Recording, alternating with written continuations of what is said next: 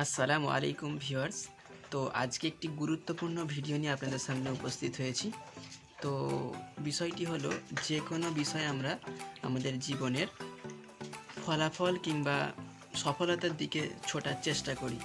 তো আজকে আমরা একজন ছাগল ব্যবসায়ী হিসাবে কিংবা একজন, যদি আমরা শখ করেই ছাগল বাড়িতে 2-4টে পুষি, তো যে বিষয়টার আমাদের খুবই একটা আশা থাকে যে ছাগলের বাচ্চা। তো সেই ছাগলের বাচ্চা কিভাবে হয়, মা ছাগল কিভাবে একটা বাচ্চা ডেলিভারি করে, হ্যাঁ, সেটা আমরা ইনশাল্লাহ দেখব। তো এটি আমাদের হচ্ছে বিডার, তো দেখতেই পাচ্ছেন।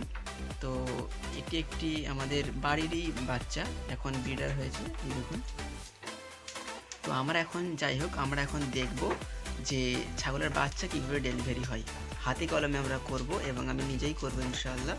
তো আপনার কাজটা আপনি নিজে করলে খুব ভালো হয়, কোনো মানুষের অপেক্ষায় না থাকাটাই উত্তম। চলুন দেখা যাক। তো ভিউয়ার্স, দেখছেন আপনারা যে এই মোটামুটি একদম টাইম হয়েই এসছে। তো আমরা এখন ধীরে ধীরে একদম টাইমের কাছাকাছি চলে এসেছি। তো দেখা যাক।